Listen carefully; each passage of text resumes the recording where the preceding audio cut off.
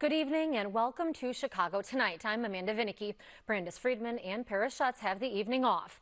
On the show tonight, cleanup begins after last night's tornado and severe storms that damaged more than 100 homes in the southwest suburbs. It's a horrific statement. It's a horrific statement. Anti-violence efforts in the Humboldt Park community after multiple shootings this weekend. The Supreme Court deals a blow to the NCAA, saying it cannot prevent student athletes from receiving modest payments. How nightclubs are faring now that the city has fully reopened. Why American canceled hundreds of flights next month. That and more from Crane's Chicago Business. As the National Museum of Mexican Art prepares to reopen, it receives an $8 million donation. The institution's president joins us with more. They're actually a lot safer than you would think. When you're up there, people are looking at you. And welcome to the world of freak bikes. Meet the people who create these custom rides. But first, some of today's top stories. ComEd crews are working to restore power after last night's storms. The storm and tornado roared through some suburbs with 55-plus mile-per-hour winds. In Woodridge, an EF3 tornado was reportedly 3 blocks wide. ComEd reported 22,000 homes were initially affected and says crews have restored power to all but 3,700 customers. There are still more than 150 outages. We'll have more on the storm and tornado in just a minute. Not so fast for Fast Eddie Verdoliak's prison time. The former Chicago alderman hasn't reported to prison because of delays caused by the pandemic and personal health concerns. Verdoliak was sentenced to 18 months for tax fraud in connection to the state's massive tobacco settlement. Verdoliak's lawyer told a judge today that his doctors recommended against vaccinating the 83-year-old, who has a number of serious medical conditions and a compromised immune system.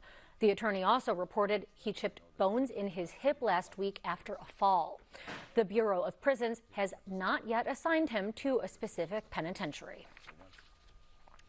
University of Illinois announces it is requiring COVID-19 vaccinations for all in-person students this fall. The 3 campuses in Urbana-Champaign, Chicago, and Springfield collectively have 90,000 students. This past school year saw a widespread testing campaign to prevent outbreaks. Anyone planning to study remotely is exempt from the vaccination requirement. Vaccine guidelines for faculty and staff are still being hammered out. A number of private schools, including University of Chicago, Northwestern, Loyola, Columbia College, and DePaul, are also mandating students be vaccinated before returning to classrooms this fall. And as we just heard, intense thunderstorms and a tornado left behind a trail of damage in Chicago's southwest suburbs last night. At least 8 people were injured and more than 100 homes were damaged in Woodridge, Naperville, and Darien. Preliminary reports from the National Weather Service classified the tornado as an EF3, which could see wind speeds up to 165 miles per hour. Joining us now with more are Mark Panitis. He is chief of the Naperville Fire Department, and Victor Gensini, professor of geographic and atmospheric science at Northern Illinois University. Thank you both. Let's begin with you, Chief. What is the latest that you can tell us about the injuries and damage on the ground in Naperville? Well, what we're doing right now is we're cleaning up. We were very fortunate in that we only had 8 people, as you previously stated, that were injured. 2, as of yesterday, were critically injured, but today they were listed in fair condition and good condition. So everybody's going to survive the event, and I think that alone is just something to be thankful for. We had over 130 homes that were affected, that were damaged by the tornado, which caused about 20 or so of those homes to be uninhabitable. So, very extraordinary event.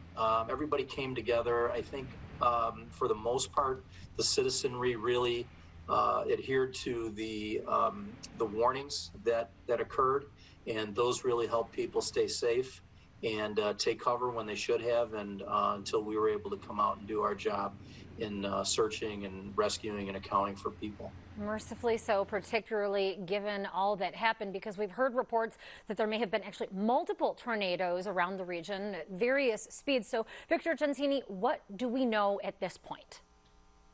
Well, we know the atmosphere yesterday was very favorable for severe storms. The Storm Prediction Center had a level 3 out of 5 risk for northern Illinois, and severe thunderstorm watches were issued by late afternoon.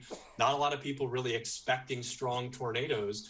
But as you mentioned, lots of EF2 damage across the area. And then in the Princeton Circle area of Naperville, the rating of EF3 looks like the winds there maxed out at about 140 miles per hour or so, which is on the low end of EF3.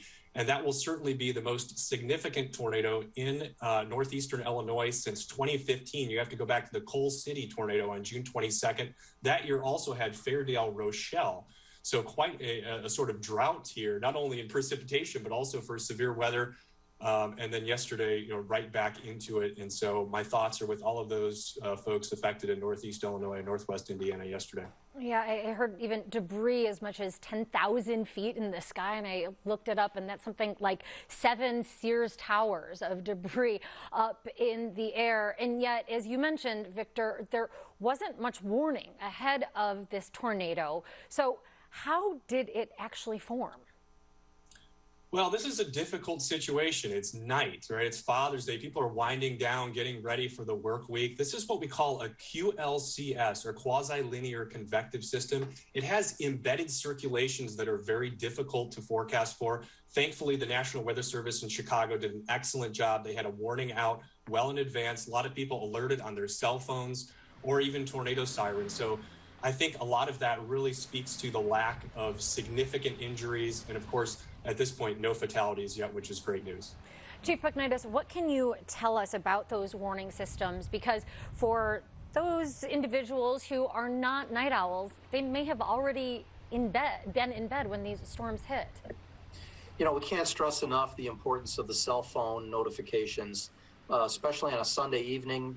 People are normally asleep at that time of night when the tornado struck. Radio and television may not be the answer. But everybody has their cell phone on all the time, and at night sometimes it's being charged. I think that really made a big difference. So do they need to sign up for particular alerts, or is this automatic? I think some of it is automatic, but it depends on how sophisticated you want to get. We also advocate that people get weather alert radios, specific radios that just stay on all the time, and that can be somewhere in a bedroom or wherever your sleeping quarters are. We stress that with our emergency management agency and our citizens emergency response teams that are out in Naperville. So there's a lot of ways to alert the public, and I think as was pointed out, as time goes on, we're recognizing the need to stay prepared in so many ways, because you just never know when something like this is going to happen. Have those emergency kits available, a plan for the family, some water and canned goods on hand. Now, Victor Gensini, part of this, I think, is particularly acute because there is this attitude that tornadoes are more phenomena in rural areas, more rare in suburbs, and particularly in the city of Chicago, that there couldn't be a tornado in the city because of all the skyscrapers. What is the truth to that? Well, first, I'll certainly give a plus one to Chief Pugnitis and the weather radio. If you have a smartphone, it will go off for tornado warning. So I don't want people searching for things on their phone to try to turn things on and off. It will go off, the wireless emergency alerts, for tornado warnings. That's number one. Number two, time and time again, we prove, the atmosphere proves to us that it doesn't care what's at the surface. It doesn't care if there's Lake Michigan. It doesn't care if there's buildings. It doesn't care if there's Naperville, Woodridge, or Darien. These storms have hit before. Yes, it's been some time, 2015, since we've had a significant event, but we know these events can happen, and we have to be ready for them. And it doesn't matter if it's 11:30 p.m. on a Sunday night. I mean, this type of stuff can happen, and we have to be prepared for it. So, Victor Gensini, what can you tell us about the rest of the summer? Should we be predicting more severe weather, future tornadoes, particularly with climate change? Well, the climate change angle is difficult. We know that our atmosphere is being impacted by climate change. To what degree with severe weather and tornadoes is still very difficult. For the rest of this season, all I can say is we've had a significant drought across most of the area that has been buckled by a lot of the precipitation that we've had over the last couple of days. That has included severe storms and tornadoes. We cannot let our guard down as we go through the rest of storm season. Always have a safety plan in place. I'm so thankful that this event could have been much worse. I want to stress that to everybody. It could have been much, much worse. The fact that we had very few casualties here says a lot about our warning system, and hats off to Chief's, his crew, all first responders, and the folks at the National Weather Service. So Chief Bucknitis, let's leave it with you. What can you tell us briefly about what is in store next in terms of cleanup and recovery? Yeah, so we're at the phase right now where we really want to assist the residents that are out there as much as possible. We've done a really good job of clearing out the roads right now. The next step is really to do our best to try to get people in the right stages of where they need to go to get their houses in order, whether that's contacting the insurance companies or working out a game plan of where they're going to house themselves. We're fortunate. We only had about 10 people that were displaced, and I think today, at this time, we have everybody that has another place to stay. The Red Cross and Salvation Army did a great job with that. So just getting things back in order. The stress level is tremendous, so there's many people that really don't know which way to turn after something like this happens. We've got crews on 12-hour shifts that are working around the clock. Thank you. And thank you to you and to all of your crew. Once again, that is Naperville Chief Mark Bucknitis and Victor Gensini of Northern Illinois University. We are thankful for your efforts and glad that everyone is safe. Thank you. Thank you, Victor. Thank you. And up next, Phil Ponce and anti-violence efforts in a West Side community. Is there anything that these police departments can do to earn trust from the community at this point? What inspired you to propose this bill? We need some legislation. We've got to turn the page on this history. What are the ways in which we can hold institutions accountable while also providing an opportunity for community to show up and not only just demand, but ask that we build these bridges together, because I think that that's the only way that we're truly going to get free.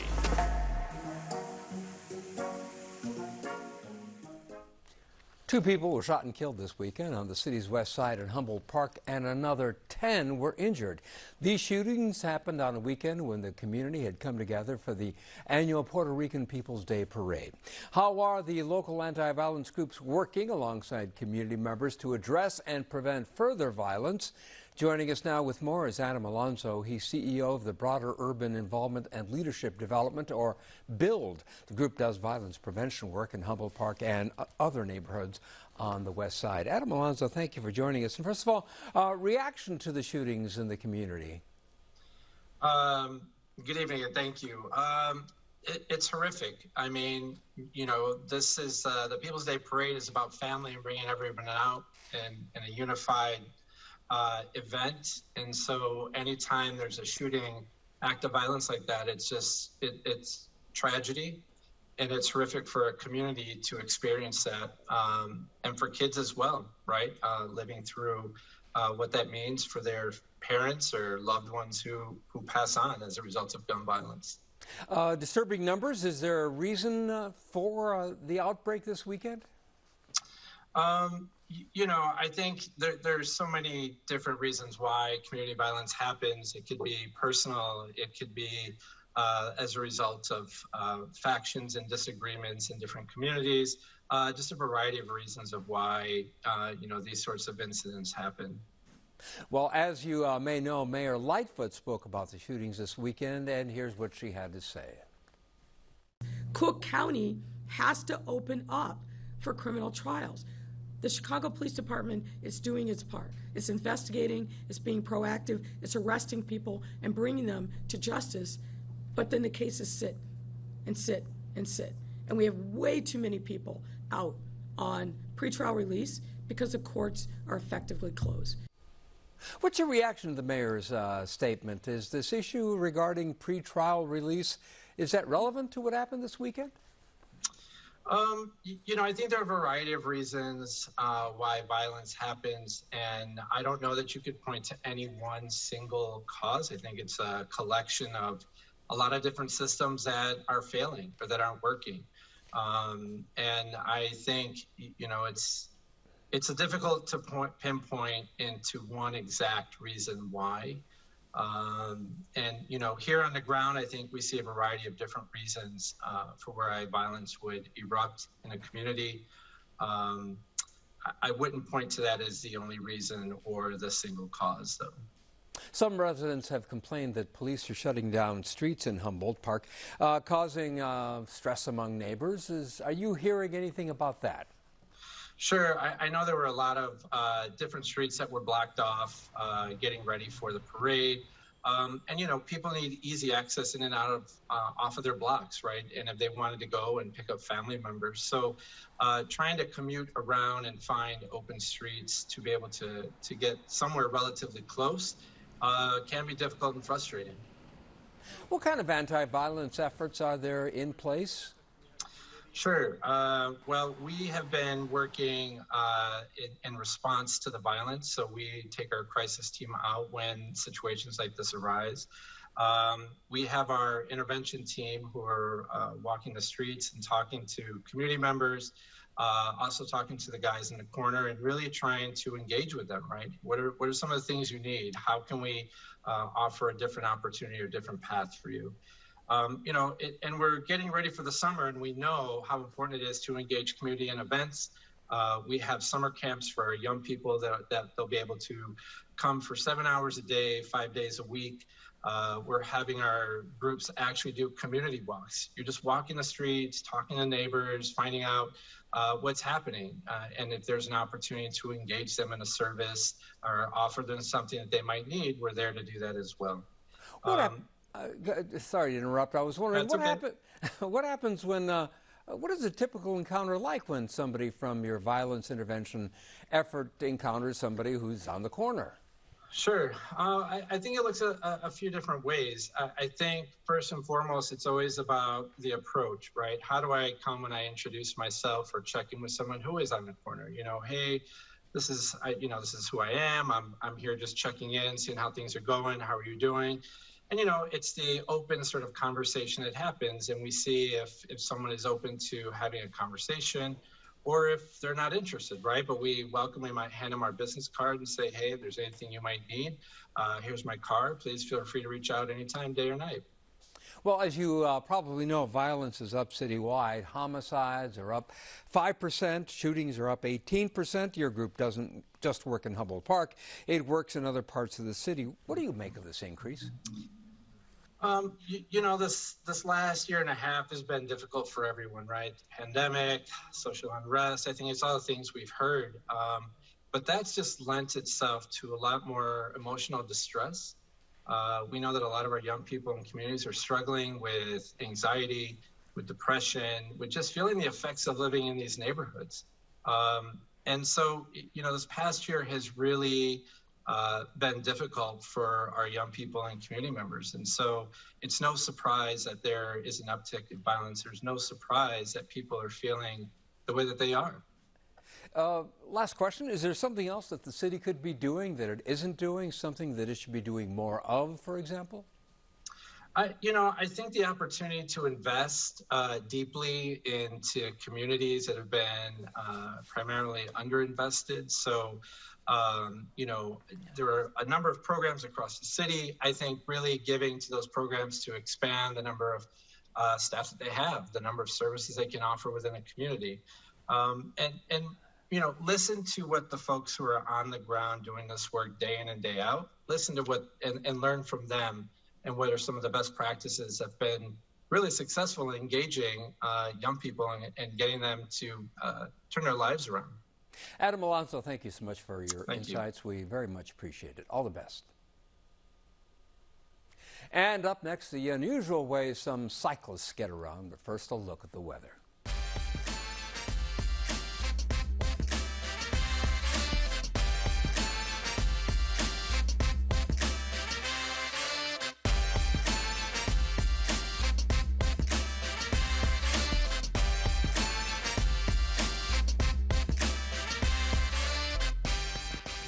Don't miss one of our stories. Get them all delivered to your desktop or mobile device with a subscription to the WTTW News Daily Briefing. Go to WTTW.com/dailybriefing and sign up. Have you ever thrown out a broken bike or any of its spare parts? There's a chance a local bike club scooped up that trash to make a work of art on wheels. Chicago Tonight's Evan Garcia recently visited Logan Square to learn about the city's bustling custom bike culture. 14-year-old Malcolm Langford is riding a tall bike for the first time. It was pretty scary, but it's pretty cool. It's like way different, so it's just like, whoo, I'm so high. Unusual bikes of all shapes and sizes are here at Logan Square Park. Tall ones, long ones, even a giant rat on wheels. Custom bikes to me is just a representation of yourself, you know, like the clothes you wear represent you, the things you do, that, you know, so the bike you ride can also represent you, and some of us are just a little weirder than others, I guess. Chris Castellan is a member of the local bike club Rat Patrol, which started in 1999. So most of this stuff that I make would come out of the alleys, out of the trash, people's leftovers that I'd find and bring home and turn into my gold. Rat Patrol and other bike groups typically scour alleyways for spare bike parts, which they weld into wild creations. Like this area, as its two wheels swing out of alignment, was built by 19-year-old Aiden Lowry. I've never seen someone make one before, so it seemed like a really wild idea. So you can put it to the left of you or right up in front of you. It really feels free and floaty. Through organizing public meetups and scavenging for disposed bike parts, the Rat Patrol aims to foster a do-it-yourself, sustainable approach to bike riding, according to this club member, who goes by the name Wile E. Coyote.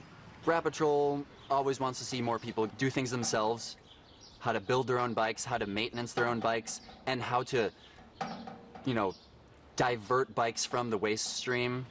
The isolation brought on by the COVID-19 pandemic inspired Juan Lucero to embrace Chicago's custom bike scene and introduce his daughters to this inventive hobby. It's a very family-oriented thing for me specifically because we all need exercise, we need to get out, the pandemic's been happening. So that's where I really got into it a lot. And even the kids, I said, come on, like, let's just go out. We got to go out a couple days a week and go ride somewhere. I just think that they have a lot to say, but, you know, they put it in their bikes and stuff.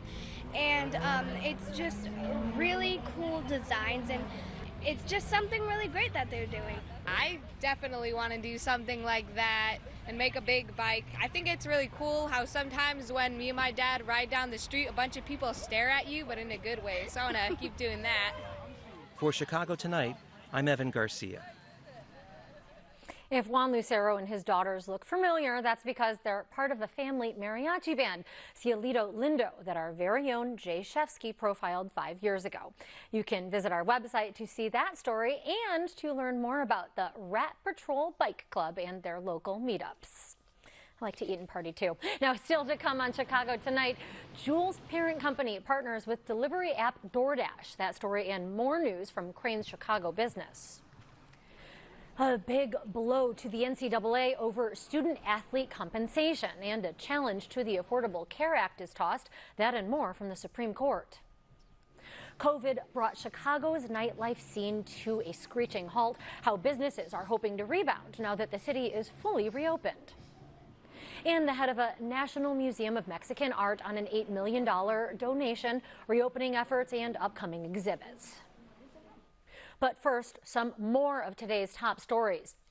Chicago Public Schools sends more than 400 layoff notices to Chicago Public School employees, including teachers and support staff. CTU President Jesse Sharkey slammed the layoffs at a time when the district is set to receive $2 billion in federal COVID relief. In a statement, Sharkey says, "We will fight these layoffs at this Wednesday's board meeting. We will fight them in bargaining, and we'll fight them in school actions as necessary." In a statement, CPS says, consistent with previous years, the district expects many of the impacted staff to be hired for other positions within CPS, and the district will be hosting several virtual hiring events in the coming weeks. The president of the Illinois Holocaust Museum and Education Center has died. Fritz Hall was part of a group of Holocaust survivors who founded the museum's parent foundation 3 years after neo-Nazis marched through the streets of Skokie in 1978. Hers and other survivor stories are documented in the museum through 3D holograms and interactive virtual reality.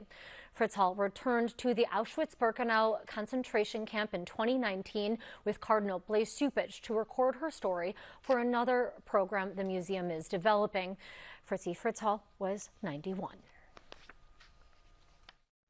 A cutback in flights for a major airline. One of Chicago's grocery giants partners with the popular delivery service, and a longtime philanthropic organization is searching for a new leader. Here to go behind the headlines is Crain's Chicago business editor, Ann Dwyer. Now, first off, Ann, American Airlines canceled nearly 1,000 flights scheduled for the first 2 weeks of July. This is people are really ready to travel. Why the big cutback? Well, there are a few reasons, Amanda, but one of the biggest is a staff shortage. And that's making it hard for them to respond to, as you say, this dramatic uptick in demand for flights right now. Another issue is unpredictable weather at their Chicago and Miami hubs. But I think really the bigger challenge going forward is the staffing issue. They need to bring back pilots who were furloughed during the COVID era. And not only do they have to roll these people back according to the contract specifications, they also need to be sure that these pilots are trained up to fly the new equipment that's come online since the pandemic began.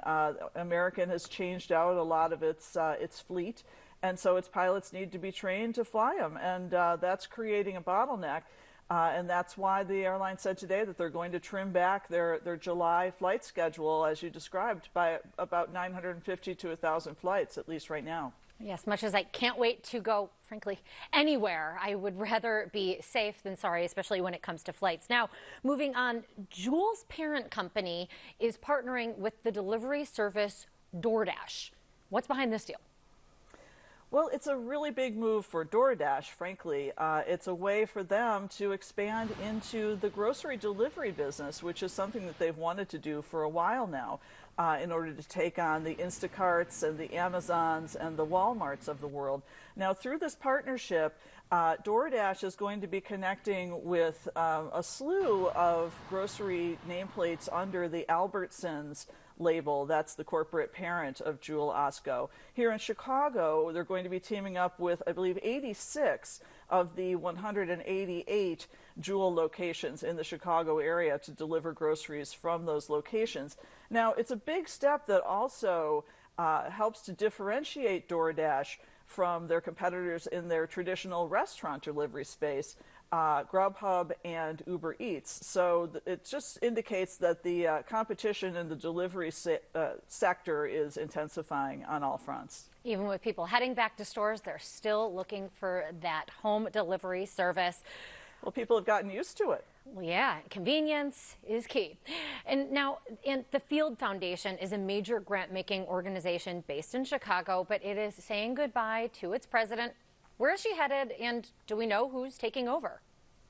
Angelique Power is her name, and she's leaving to take over a larger foundation in Detroit that's focused on child welfare issues. The organization is called the Skillman Foundation.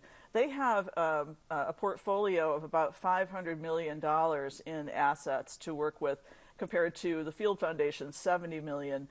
In the foundation world, those are numbers that really matter. So this is a major career step for her.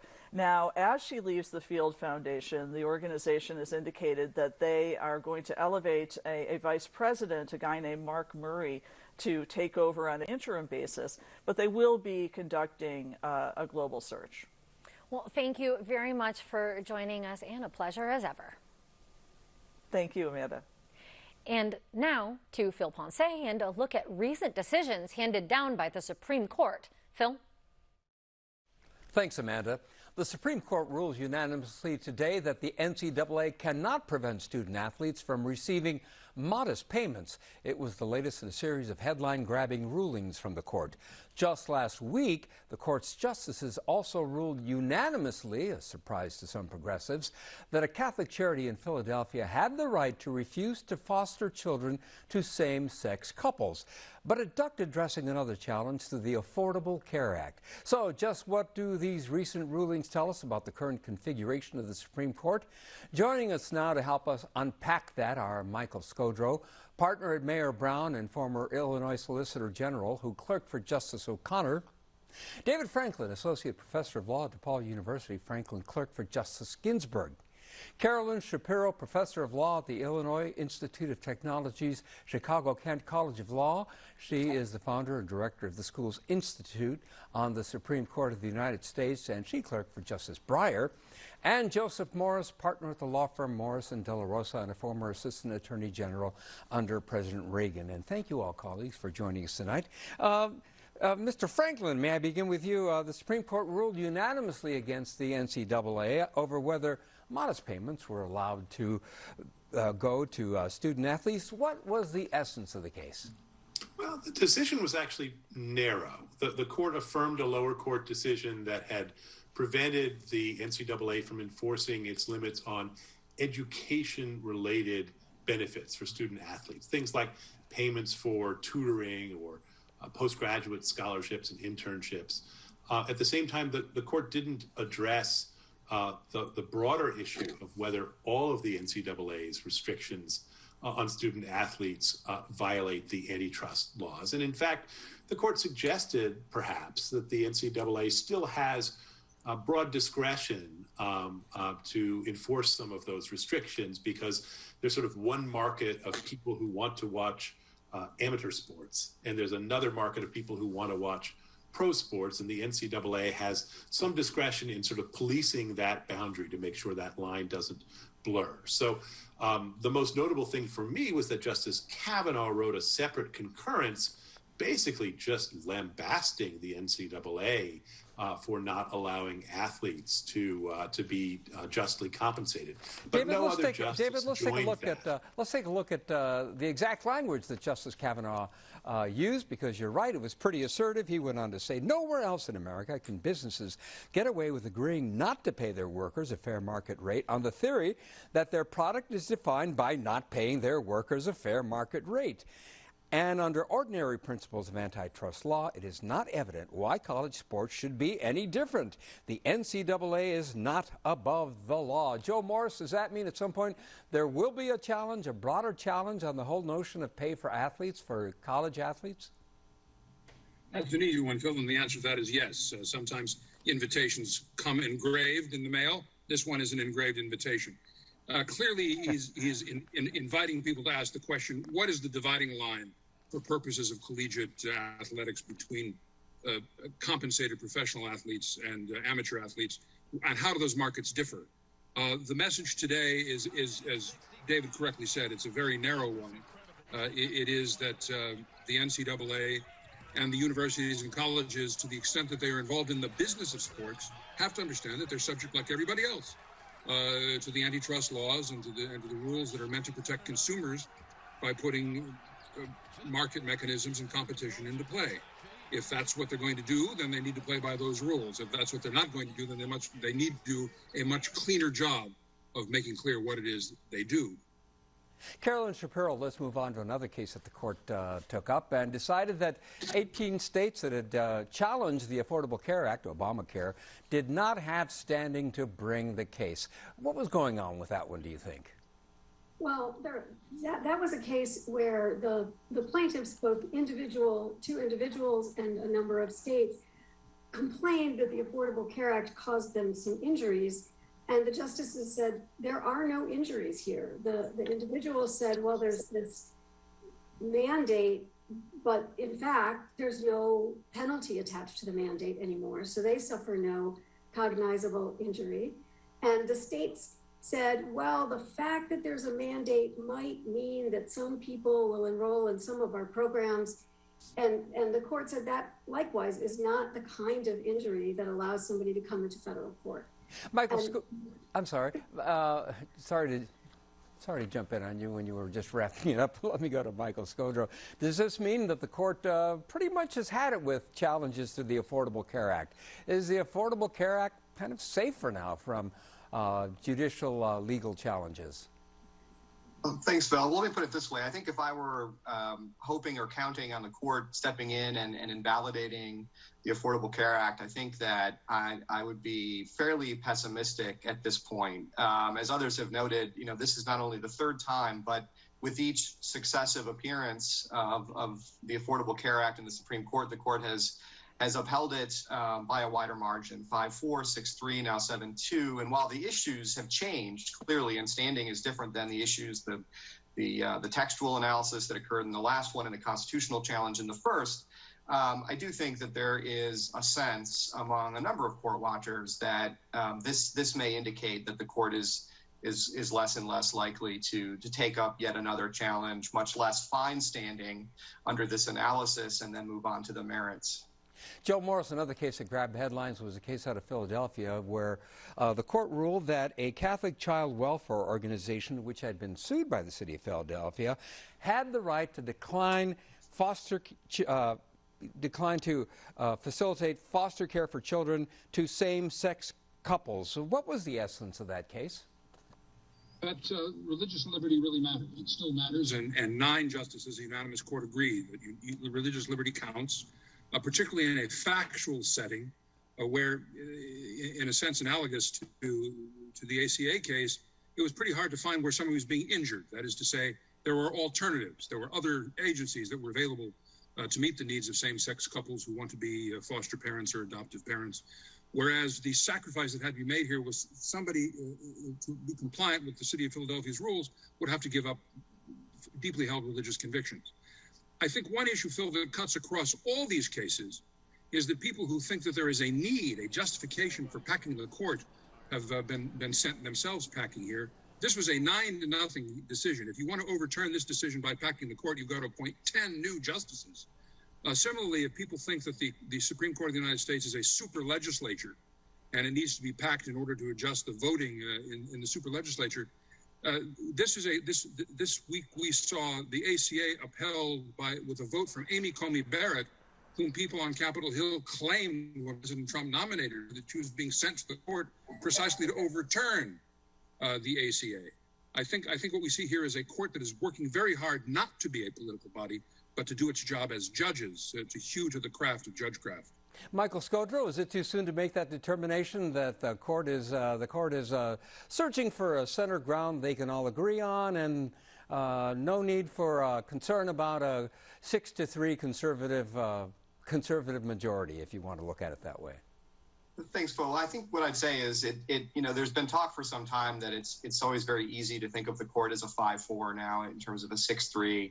I think that what these decisions indicate is there is a willingness to find narrow grounds at times for rulings, for supermajority rulings. I think that it is yet another indication that simply thinking about the court as in a kind of clear-cut number sense, it's a 6-3 court or a 5-4 court is perilous and often leads to inaccurate predictions.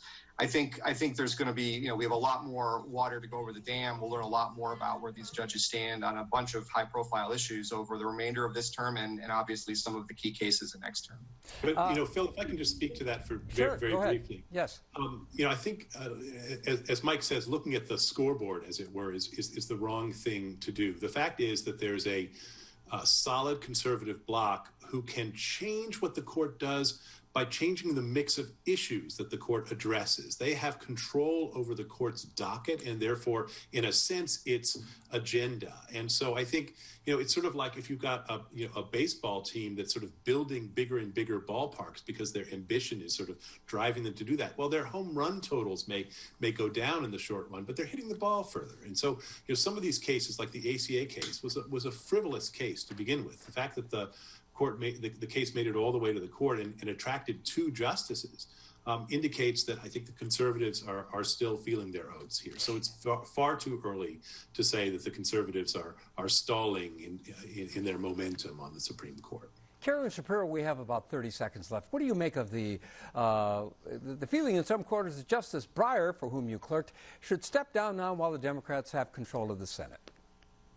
Well, I think that Justice Breyer himself, and I have no inside information, is very worried, and he's spoken publicly about this, about the court appearing political. And I think these calls may contribute to his concern that if he were to step down, that it would be perceived as partisan. But I would, if I could, I would say to him, the court is political. It doesn't necessarily have to be partisan exactly, although it often is in certain rulings. Which we've seen recently, including around the election this year.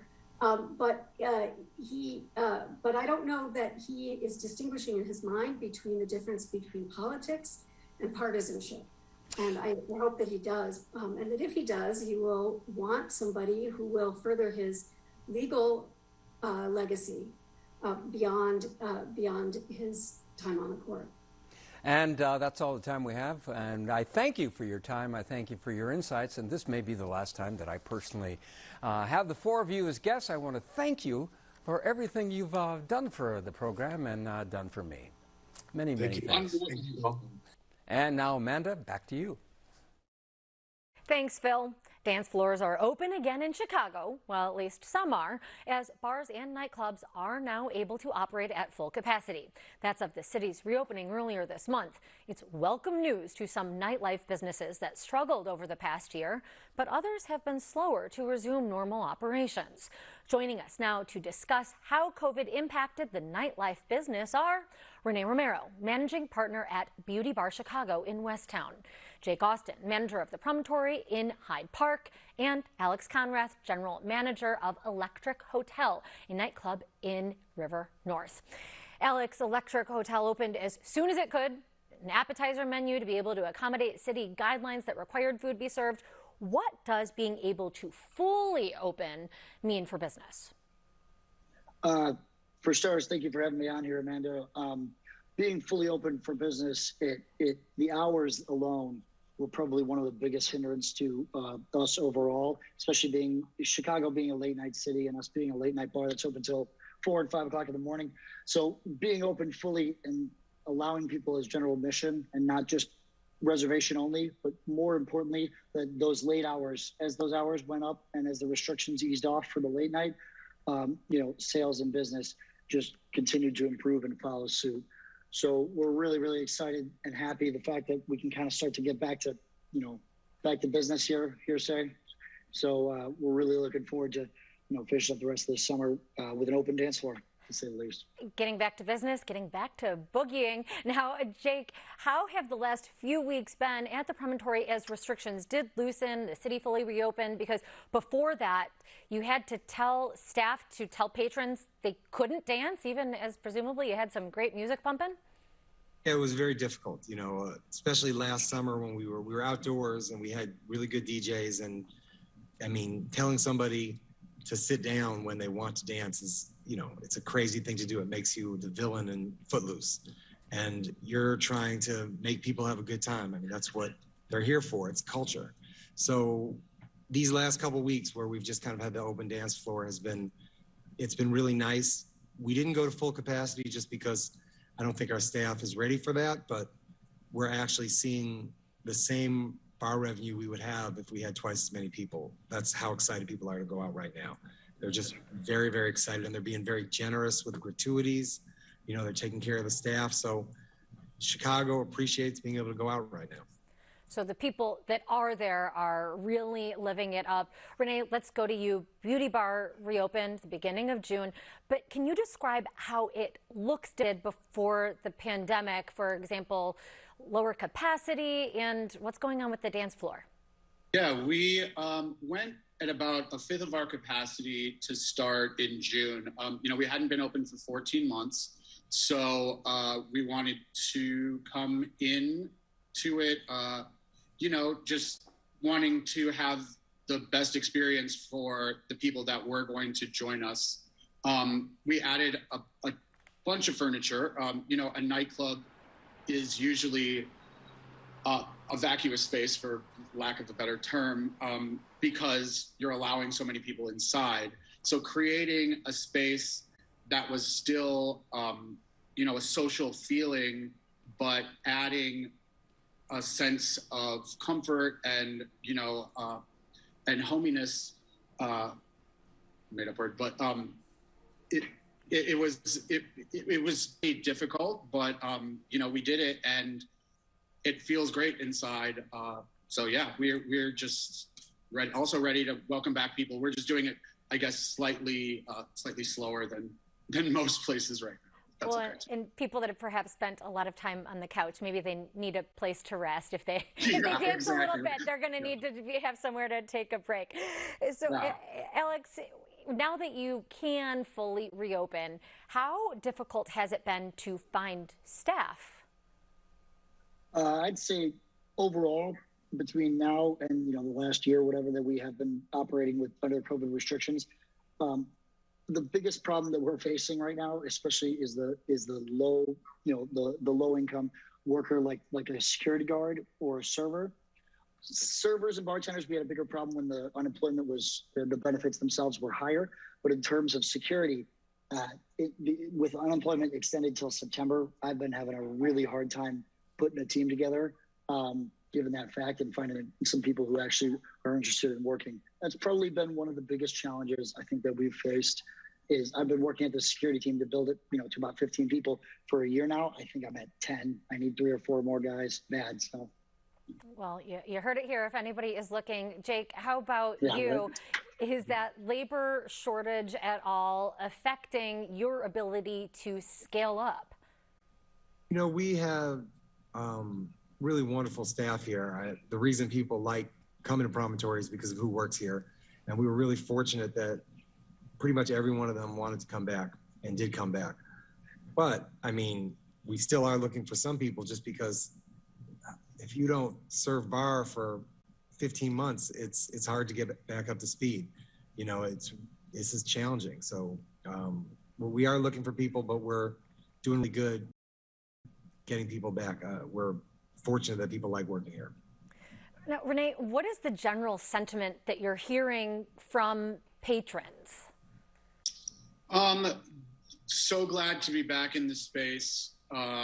And beyond that, it's about 50-50 in thank you for opening this space and keeping the capacity low and creating this environment. We did a lot of things that would subliminally kind of make you react in a way where you would realize it wasn't a dance club. For starters, we were showing like music videos. I was kind of thinking, what do people want to watch things? We never really did that before. It was kind of like hear the music and dance. So we did a bunch of that stuff. So people appreciated that. But also, when are you going to get back to normal? That was a question that is asked of us maybe 15, 25 times a night. And do you have an answer for them? Well, ASAP. It's really a matter that you just brought up of staffing.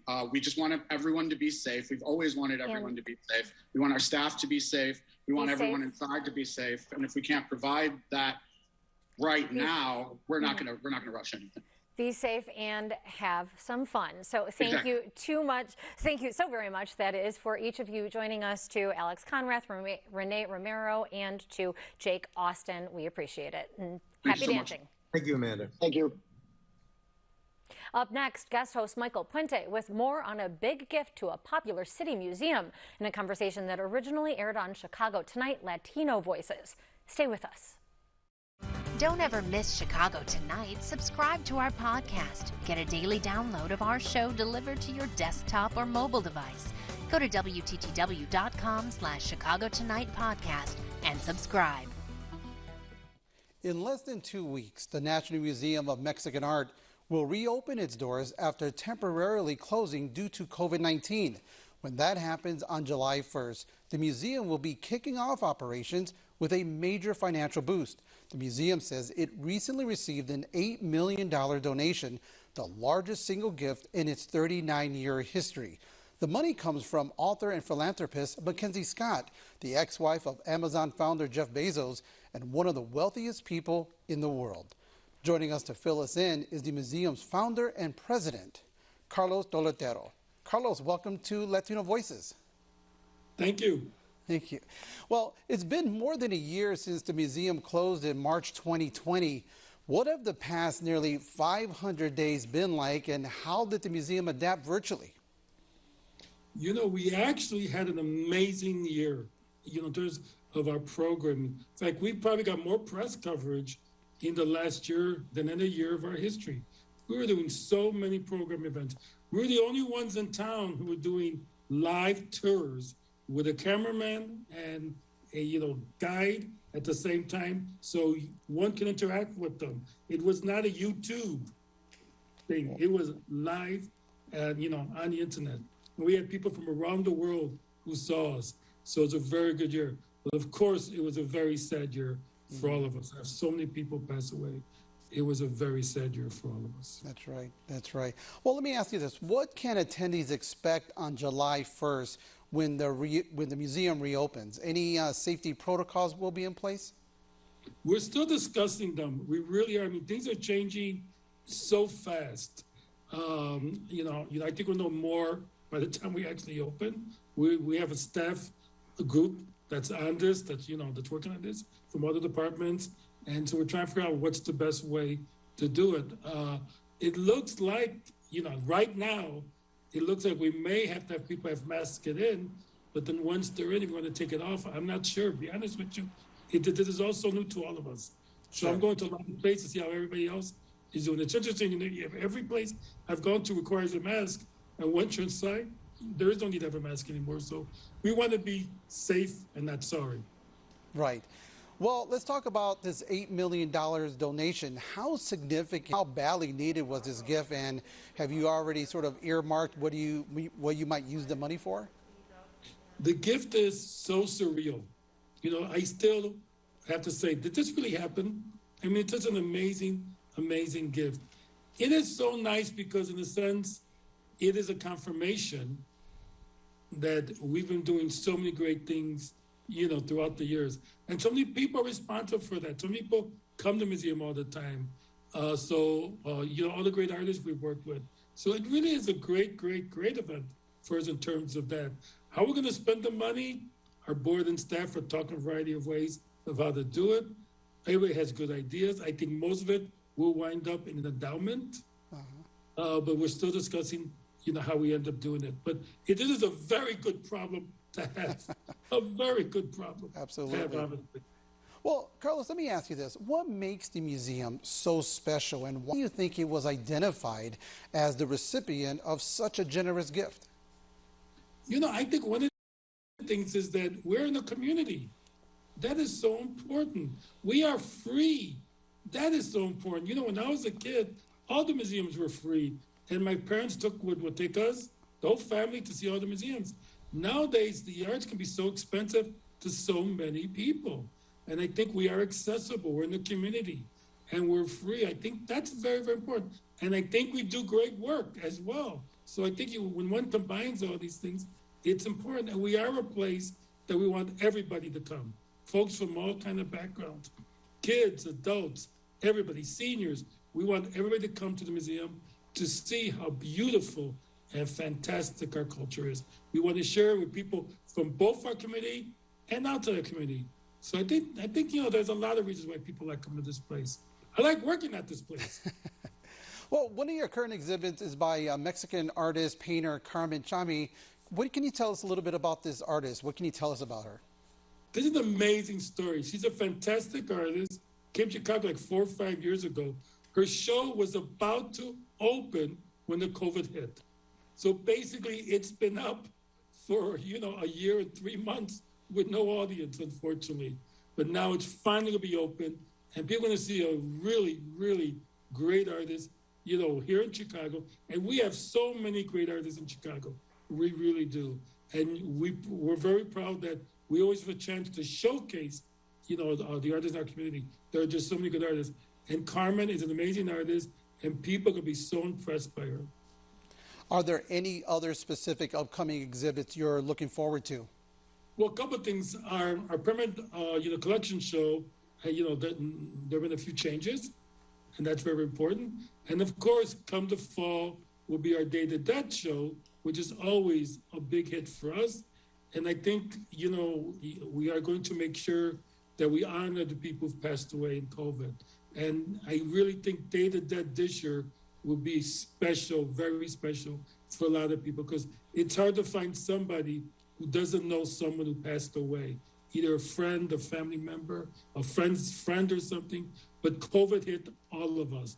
And it's important that we honor these people and always make sure that there's a place for them in all of our hearts. That's very important. And that's what Day that's about, to honor people who've passed away. Our thanks to Carlos Totolero. Thank you so much. Thank you. Back to wrap things up right after this.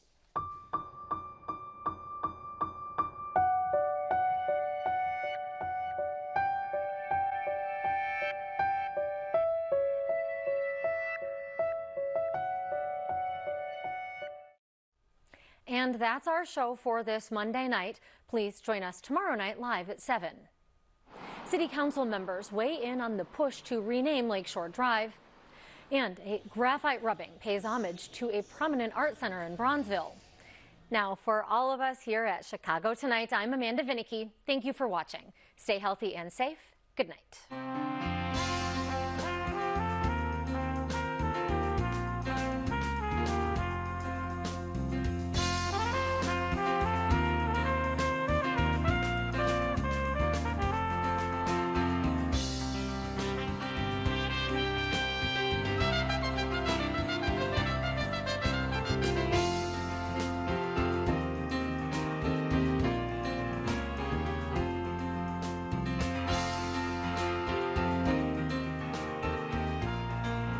Closed captioning is made possible by Robert A. Clifford and Clifford Law Offices, a personal injury law firm serving Chicago for 37 years.